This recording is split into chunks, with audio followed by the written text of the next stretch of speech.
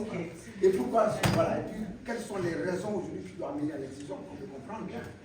Donc voilà, quelles sont les raisons, parce que d'autres religions, d'autres sociétés, nos coutumes.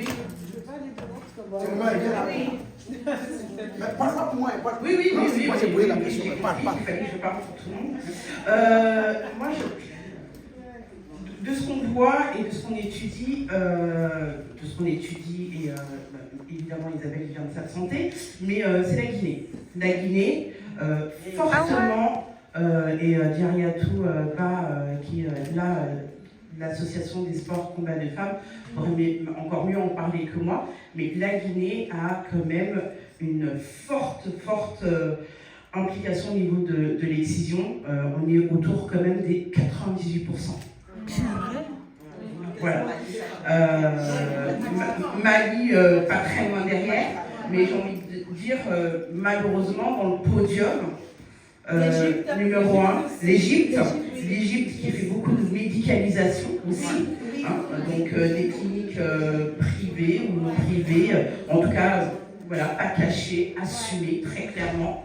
Donc voilà. Et après, pourquoi les traditions, elles ont la dent dure. On voit aussi en France particulièrement, en tout cas c'est moi là où je vis, là où je suis née, une crise identitaire.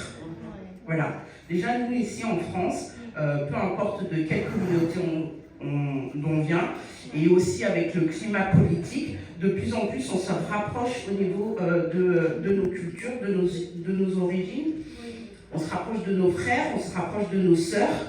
Et bien évidemment, on a toujours des mères, des frères, des sœurs, des tantes qui vont nous dire la tradition c'est ceci, la tradition c'est cela. Donc ça peut passer par le fait qu'on soit mère. On va nous expliquer au niveau de la grossesse, comment on met au monde un enfant, etc.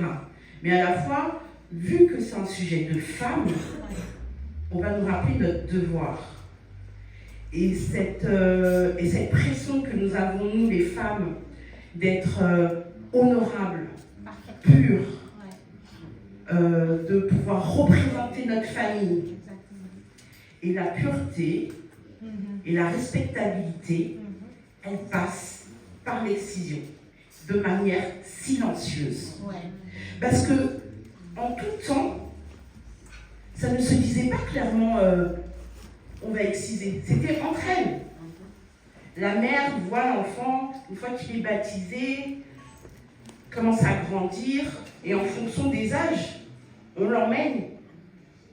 Et comme le disait tout à l'heure notre cher journaliste, M. Moury, quand tu vois la fête qui est faite pour les 10, les 15, les 20 enfants, la mère, elle se dit, mais mon enfant aussi, je veux qu'elle soit honorée, elle est pure, elle est respectable. Aujourd'hui, demain, la saison prochaine, l'été prochain, on va l'exciser. Et là, vous avez des mères, vous avez des tantes, vous avez des grands-mères qui vont la féliciter. C'est bien ce que tu as fait pour ton enfant. C'est comme ça, c'est ce chemin-là. Et c'est ça qui se passe. Mais on parle beaucoup des femmes, mais les hommes. Les hommes, eux aussi, c'est ce qu'ils veulent. Et c'est pas simplement que sur notre continent africain, en France aussi, on voit les prérequis. Je veux une femme bien, qui sache faire à manger, qui est étudiée, qui bouge pas trop, qu'elle n'ait pas trop de copains. Mais déjà, quand on dit qu'elle n'ait pas trop de copains, il y a déjà une orientation. Et donc, il y en a certains qui ne vont pas le dire directement, mais qui vont passer par leur mère, leur grand-mère, leur sœur. Assure-toi de savoir si elle est vierge. Et quand tu dis, est-ce qu'elle est vierge, on va demander, assure-toi aussi si elle est excisée.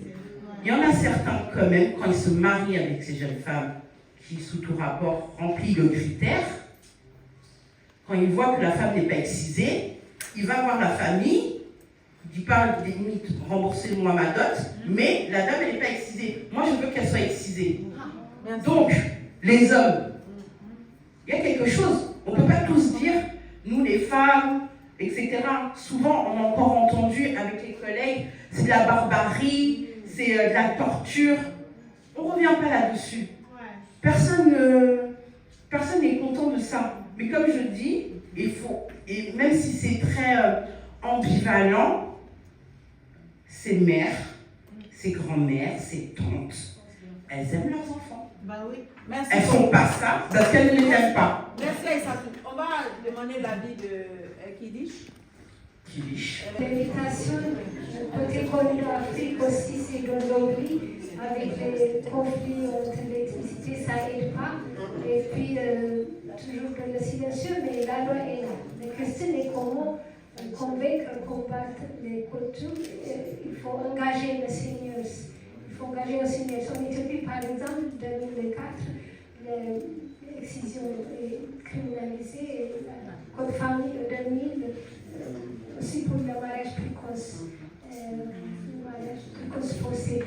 En fait, un cas de la fissure obstétricale qui est une grande souffrance, c'est aussi lié avec le mariage précoce. Donc, l'excision, c'est une grande question. Des fois, je dis, oui, Somalie, Érythrée, Soudan, aussi Éthiopie, il faut toujours en parler. Il y a des sensibilisations, mais des fois, on reste dans l'oubli. Et puis, ma fille, elle a dit non. Donc, ma mère, je toujours salue, quand son âme repose en paix, c'est ça, il m'interpelle. Donc, il faut engager jour à jour, il faut engager. Et on a aussi beaucoup de problèmes côté Afar, il y a la région de Somalie, beaucoup de décisions, c'est une question de pauvreté, etc. Mais effectivement, c'est un acte barbare, mais bien sûr, la maman ne veut pas les enfants, ses filles, mais comment convaincre? Donc, il faut toujours en parler et continuer, sensibiliser et utiliser l'art et la culture aussi, ça aide beaucoup. Et donc, oui, la loi est là, mais c'est toujours les pratiques. Donc, en parlant, en s'engageant, en réveillant les décideurs, ça fait un grand pas. Malgré beaucoup de crises dans le monde, il ne faut pas rester dans l'oubli. Donc, il faut continuer. Merci. Tu t'es pas présenté. Je m'appelle Kidish Gafi, je suis artiste peintre. À partir de 2006, j'ai engagé que j'appelle l'art endurance, c'est-à-dire des défis de rencontres dans la vie. Il peut être de différents niveaux, mais toujours trouver solutions à travers l'art et la culture. Donc j'ai toujours le 4 fléaux, toujours à combattre le mariage forcé précoce, la fistule obstétricale, l'excision et le génocide. Et souvent dans le silencieux aussi, ces questions, souvent de conflit et l'appel pour le respect mutuel. Donc l'endurance, pour chacun de nous, on a de résilience et chacun de nous, on a des dons et de la paix. Et donc, par le zone aussi, l'excision par le zone, je vous salue et toutes les femmes engagées, les rouges, toutes les femmes engagées et Naki Saval, merci beaucoup. L'association Sud Fraternité à la Seine-sur-Mer, donc on collabore, ils font beaucoup aussi de lutte. L'association de Sud Fraternité à la Seine-sur-Mer.